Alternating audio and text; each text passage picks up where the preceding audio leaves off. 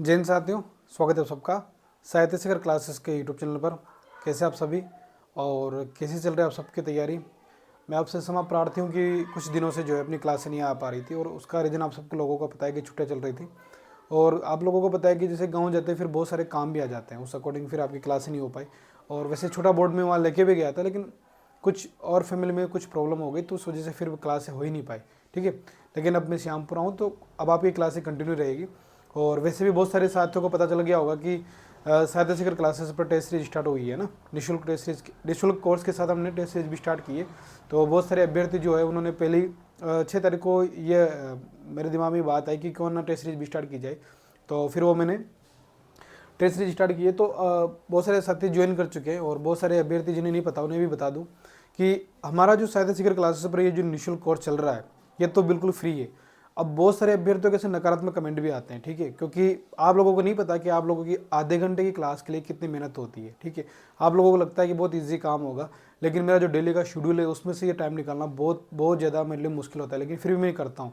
अब तक मैंने कितना कोर्स आप लोगों को करवा दिया, और मेरा ये वादा है कि मैं पूरी तरह निःशुल्क करवाऊंगा। फिर मैंने टेस्ट सीरीज भी निःशुल्क रहने वाली थी, लेकिन फिर मैंने सोचा कि जब मैं इतनी मेहनत करता हूँ, बहुत सारे अभ्यर्थियों के नकारात्मक कमेंट आ रहे थे, तो फिर मैंने उसको पेड कर दिया है। और जो अभ्यर्थी यहाँ से तैयारी कर रहा है साहित्य शिखर क्लासेस से, उससे तो यही है कि वो उससे ज्वाइन कर ले टेस्ट सीरीज को।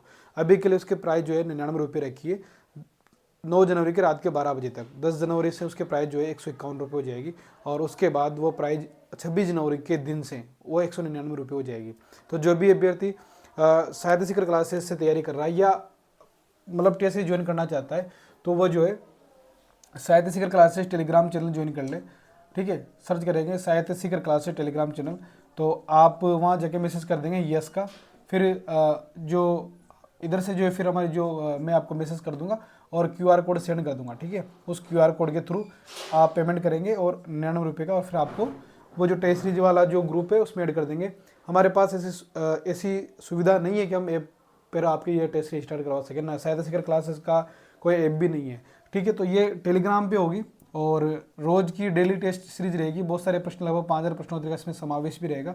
तो जिन्हें नहीं पता हो वह जितना जल्दी हो सके उतना जल्दी 9 जनवरी से पहले पहले ज्वाइन कर ले, क्योंकि उसमें क्या होगा कि अभी आपको केवल 99 रुपये देने पड़ेंगे, लेकिन अगर आप 10 जनवरी की सुबह भी ज्वाइन करते हैं 9 जनवरी के 12 बजे बाद, तो फिर 151 रुपये आपको प्राइस देना पड़ेगा। इसलिए ये ज्वाइन कर ले ताकि आप लोगों की जो है साहित्य शिखर क्लासेस के निःशुल्क कोर्स के साथ साथ अच्छी तैयारी हो सके। ये कोर्स अगर आप कहीं देखेंगे तो पेड कोर्स आपको 20-22 हज़ार रुपये से कम नहीं मिलेगा ऑफलाइन, तो ऑनलाइन भी 10-12 हज़ार रुपये का मिलता ही मिलता है। ठीक है, उसके साथ अगर आप 100-200 रुपये के अगर एक्स्ट्रा खर्चा करके अगर टेस्ट सीरीज स्टार्ट ले लेते हैं तो उसमें कोई आपका ज़्यादा नुकसान होने वाला नहीं है। और वैसे ही इसमें जो अभ्यर्थी तैयारी कर रहे हैं वो उन्हें तो ज्वाइन करना मेरे हिसाब से बहुत ज़रूरी है। ठीक है, तो हमारी जो क्लास चल रही थी वह चल रही थी हिंदी साहित्य का इतिहास, और उसमें हम पढ़ रहे थे तुलसीदास। ठीक है, तुलसीदास और तुलसीदास जी के संबंधित जो विभिन्न तथ्य हैं उनके बारे में पिछली क्लास में हम बात कर चुके हैं, और शेष तथ्यों के बारे में आज बात करेंगे। तो अब अपनी क्लास का जो पहले का जो रूटीन था कि मैं आपको सीधे फैक्ट लिखवाता हूँ सीधे, तो उसी हिसाब चलेंगे ताकि आपके जल्दी से तैयारी हो सके और आपको पूरे नोट्स बनवा दूँ मैं। ठीक है, तो बीच बीच में जो समझाने की बात आएगी तो समझा भी दूंगा। तो हमारी लास्ट जो क्लास हुई थी उसमें हम हनुमान बाहु के बारे में चर्चा कर रहे थे। हनुमान बाहु, और हनुमान बाहु के बारे में आप लोगों को पता है कि कुछ विद्वान मानते हैं कि ये हनुमान बाहु की जो रचना है वह कवितावली का हिस्सा है, और कुछ विद्वान मानते हैं कि ये कवितावली का हिस्सा नहीं है। उसमें हमने बात की थी कि रामचंद्र शुक्ल ने जो है हनुमान बाहु को एक स्वतंत्र रचना नहीं माना है, वो इसे कवितावली का ही एक परिशिष्ट मानते हैं। क्यों? क्योंकि हनुमान बाहु का जो है जो अंतिम जो छंद है, छपे छंद जो है, उसमें हनुमान जी की स्तुति है, कवितावली की है ना। तो वह हनुमान बाहु की शुरुआत होती है उस छंद से, और वह हनुमान बाहु का जो शुरुआती जो छंद है वह कवितावली का अंतिम छंद है। इस प्रकार से स्वतंत्र न मानकर शुक्ल जो है इसे कवितावली का ही हिस्सा मानते हैं, लेकिन बहुत से विद्वान अलग मानते हैं। ठीक है, और इसमें आप लोगों को पता होगा कि तुलसीदास जी को जीवन के अंतिम समय में जो है भुज संबंधित पीड़ा हो गई थी, रोग हो गया था, इसलिए फिर उन्होंने उससे मुक्ति के लिए हनुमान बाहु की रचना की थी।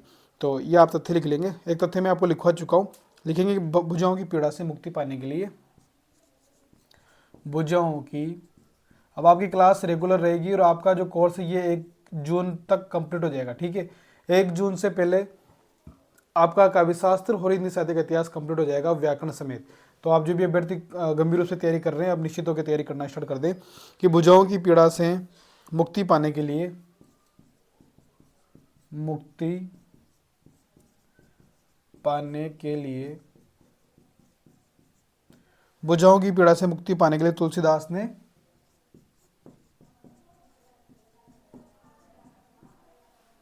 किसकी रचना की है? हनुमान बाहुक की। ठीक है, हनुमान बाहुक की रचना की है, हनुमान बाहुक रचना की है। आगे बात करें तो हनुमान बाहुक जो है तुलसीदास जी की अंतिम रचना है। हनुमान बाहुक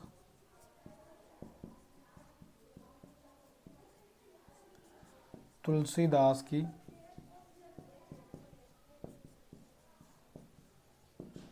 अंतिम रचना है। ठीक है, तुलसीदास की अंतिम रचना है हनुमान बाहुक। और बात करें कि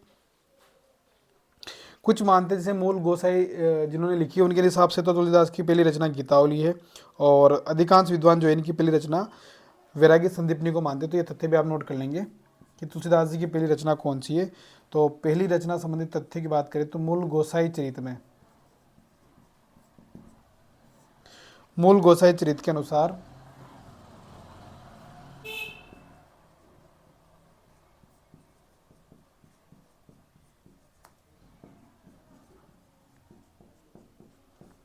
मूल गोसाई चरित के अनुसार तुलसीदास की पहली रचना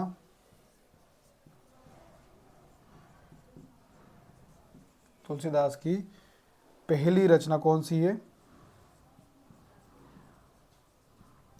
मूल गोसाई चरित के अनुसार तुलसीदास की पहली रचना जो मानी जाती है वो है गीतावली। ठीक है, प्रश्न बनेगा तो गीतावली मूल गोसाई चरित के अकॉर्डिंग। लेकिन हम अगर बात कर लेते हैं कि अधिकांश विद्वान मानते हैं तो उनके अनुसार वैराग्य संदीपनी।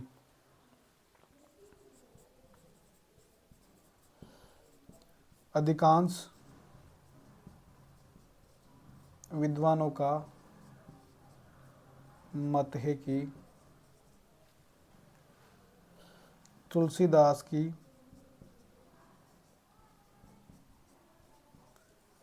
पहली रचना, अधिकांश विद्वानों का मत है कि तुलसीदास की पहली रचना क्या है? वैराग्य संदीपनी है, और यही सर्वमान्य मत भी है। ठीक है, वैराग्य संदीपनी यह सर्वमान्य मत है। ठीक है, यहां तक लिख लेंगे, ये क्या है? सर्वमान्य मत है। तो भुजाओं की पीड़ा से मुक्ति पाने के लिए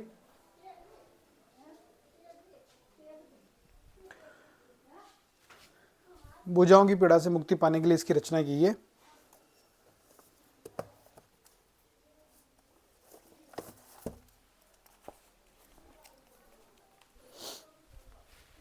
हनुमान बाहुक की।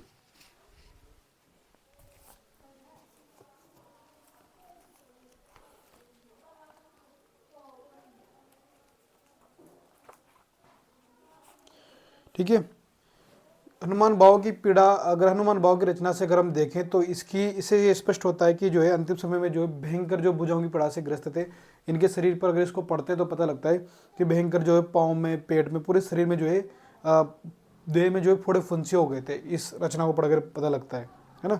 और फिर उसकी वजह से इनकी मृत्यु हुई थी 1623 ईस्वी में, इनकी मृत्यु हो गई थी 1680 संवत में। और मृत्यु के विषय में ये प्रसिद्ध भी है कि संवत 1680 असी गंग के तीर, श्रावण शुक्ला सप्तमी तुलसी तजो शरीर। ठीक है, पहली रचना की बात आ जाए तो यह याद रखना है कि तुलसीदास की अंतिम रचना है हनुमान बाहुक, क्योंकि इसके बाद इनकी मृत्यु हो गई थी 1623 में, और 1680 संवत में इसकी रचना मानी जाती है। मतलब इनकी मृत्यु, और 23 में मृत्यु हुई थी ना। संवत की बात करें 1680, और ईस्वी की बात करें तो 1623। और इसके लिए दुआ प्रचलित है, संवत 1680 असी गंग के तीर, और श्रावण शुक्ला सप्तमी तुलसी तजो शरीर। पहली रचना की बात करें तो मूल गोसाई चरित के अनुसार तुलसीदास की पहली रचना गीतावली है, और अधिकांश विद्वानों का मत है कि तुलसीदास की पहली रचना वैराग्य संदीपनी है, सर्वमान्य यह मत है। यहाँ तक लिख लेंगे, उसके फिर आगे चलते हैं।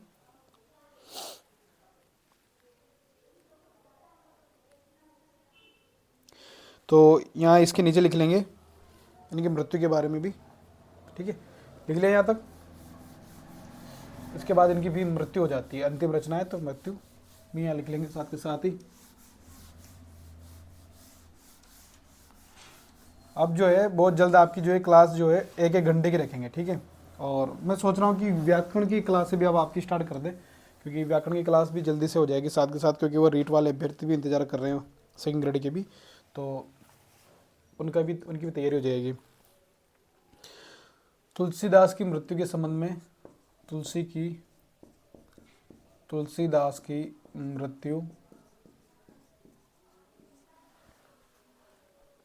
संवत 1680 अर्थात 1623 ईस्वी में हुई।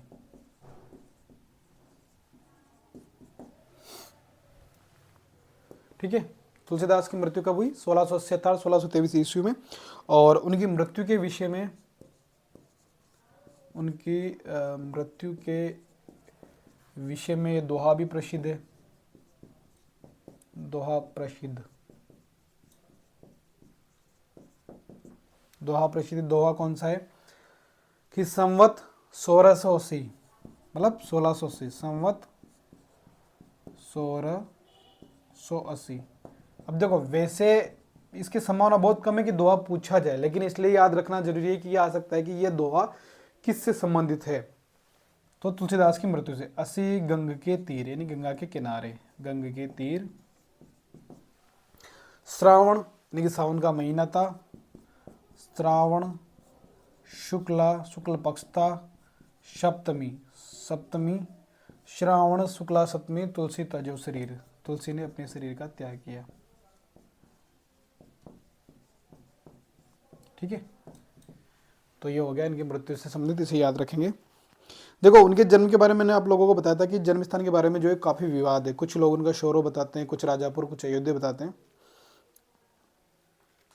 उन्होंने जब ये तुलसीदास जी ने जब रामचरितमानस लिखा था तो वो अयोध्या, काशी, चित्रकूट आदि भी कई जगह भी उनका वर्णन भी आता है। तो उन्होंने अलग अलग जगह अपना जीवन व्यतीत किया है। और बालकांड में एक दुआ भी जो मैंने शुरुआत में लिखवाया है, भाई उनका जो शुक्रखेत जो शोर स्थान उनका जन्म संबंधित आता है, तो उसमें बालकांड में दोहा भी है। तो कुछ लोग उनका विद्वान जो है उनका जन्म सोरो मानते, कुछ शुक्रखेत, कुछ गोंडा जिले का शुक्रखेत मानते हैं।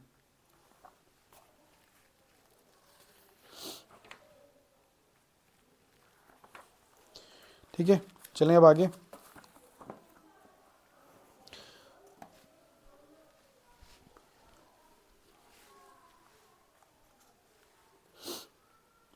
देखो तुलसीदास जी ने जो है रहीमदास जी के आग्रह पर जिसकी रचना की थी होती है भरवे रामायण, उसके बारे में भी लिख लेते हैं।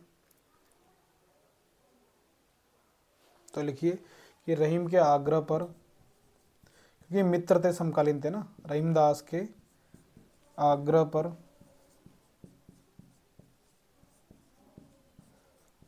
तुलसीदास जी ने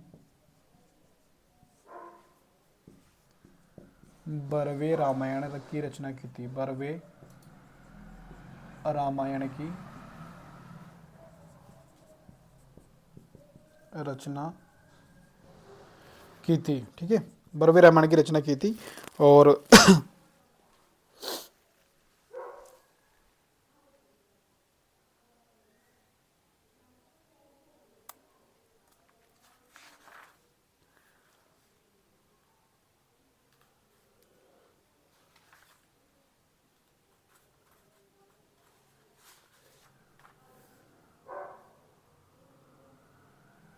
ठीक है ना, उनकी दूसरी रचना है रामाज्ञा प्रश्नावली। उसके बारे में बात करें तो काशी में एक प्रहलाद घाट पर पंडित रहते थे गंगाराम ज्योतिषी, और उनके आग्रह पर उन्होंने फिर रामाज्ञा प्रश्नावली लिखी थी। इसे दोहावली रामायण के नाम से भी जानते हैं। और ये ज्योतिष शास्त्र संबंधित रचना है, मात्र 6 घंटे में इसकी रचना की है। तो ये प्रश्न ये भी लिख लेंगे कि काशी के प्रहलाद घाट पर एक ज्योतिषी रहते थे ना, पंडित गंगाराम ज्योतिषी।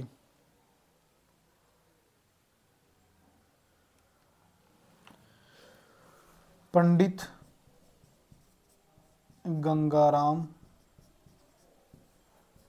ज्योतिषी रहते थे। उनके आग्रह पर, ठीक है, उनके आग्रह पर किसकी? तुलसीदास ने रामाज्ञा प्रश्नावली याद रखना है। काशी के पेलाद घाट पर रहते थे पंडित गंगाराम ज्योतिषी, उनके आग्रह पर रामाज्ञा प्रश्नावली की रचना तुलसीदास ने की। ठीक है, जो ज्योतिषी से संबंधित ज्योतिषी, ठीक है, जो किससे ज्योतिषी से संबंधित ग्रंथ है, संबंधित ग्रंथ है। ठीक है, इसे दोहावली रामायण भी कहते हैं। रामाज्ञा प्रश्नावली को दोहावली रामायण भी कहते हैं,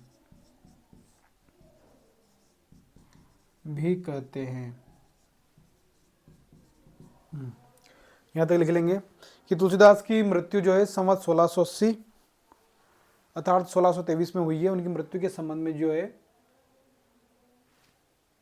दोहा जो प्रसिद्ध है। ठीक है, संवत 1680 गंग के तीर, श्रावण शुक्ला सप्तमी, तुलसी तजो शरीर।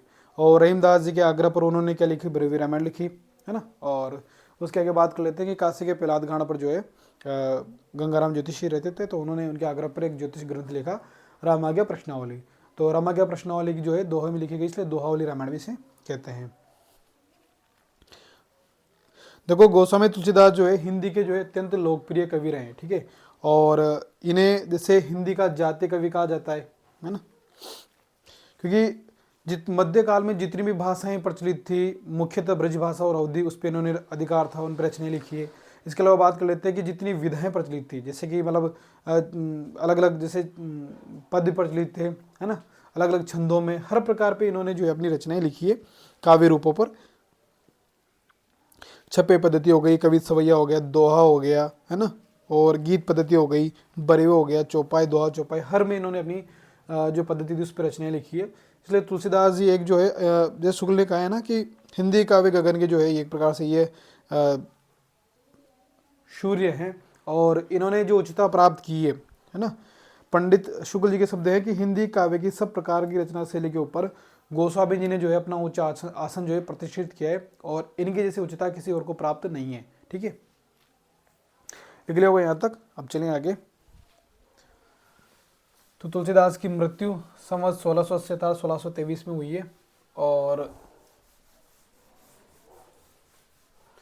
संवत 1680 गंग के तीर, श्रवण शुक्ला सप्तमी, तुलसी तजो शरीर।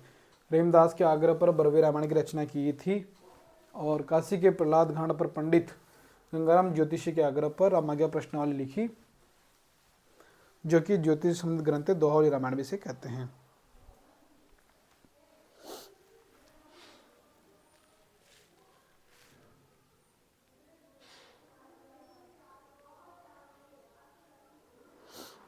इनकी एक बार सूरदास जी से भी भेंट हुई थी, उसके साथ फिर उन्होंने कृष्ण गीतावली लिखी है ना।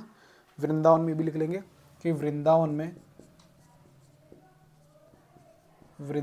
में सूरदास से भेंट के पश्चात इन्होंने कृष्ण गीतावली लिखी।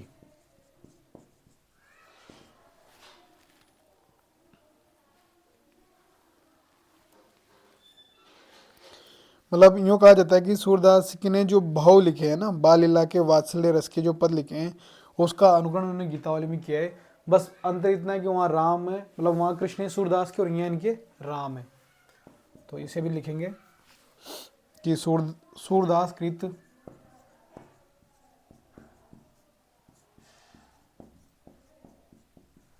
सूरसागर,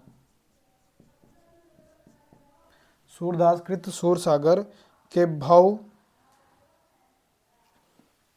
जो भाव पद है ना, भाव पदों किस किस के, वात्सल्य के हैं और बाल लीला के,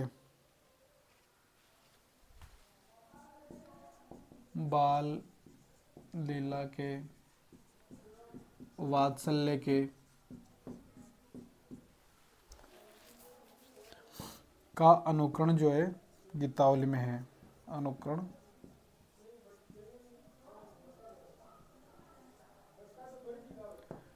गीतावली में किया गया है।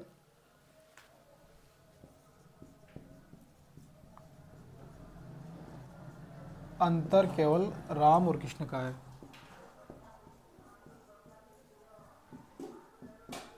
राम और कृष्ण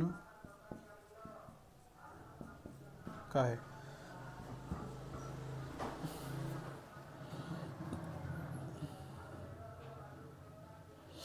ठीक है। अब कुछ और विशेष बातें हैं जो विभिन्न विद्वानों ने इनके लिए क्या क्या कथन कहे हैं, उनके बारे में बात कर लेते हैं।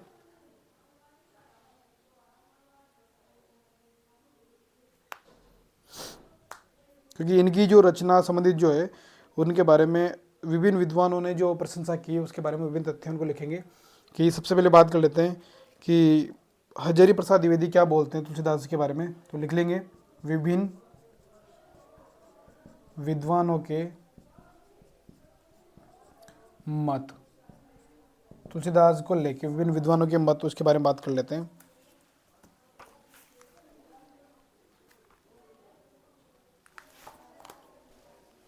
ठीक है। सबसे पहले हम बात करेंगे आचार्य शुक्ल के। आचार्य शुक्ल के कथन से शुरुआत कर लेते हैं।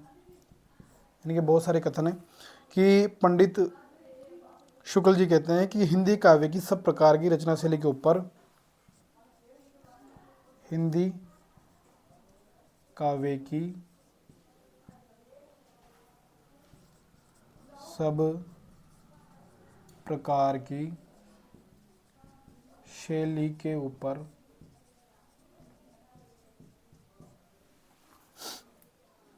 गोस्वामी जी ने अपना ऊंचा आसन गोस्वामी जी ने अपना ऊंचा आसन प्रतिष्ठित किया। ठीक है। गोस्वामी जी, हिंदी काव्य की सब प्रकार की शैली के ऊपर गोस्वामी जी ने अपना उच्चासन प्रतिष्ठित किया। यह उच्चता और किसी को प्राप्त नहीं। यह उच्चता और किसी को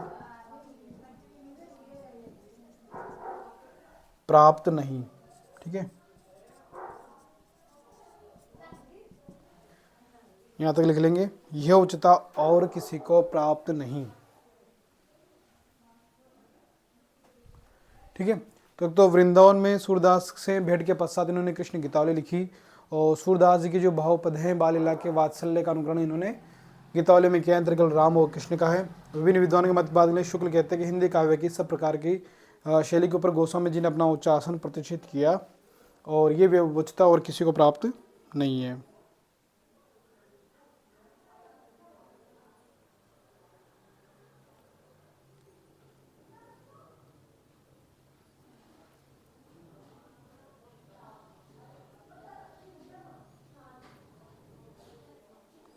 ठीक है।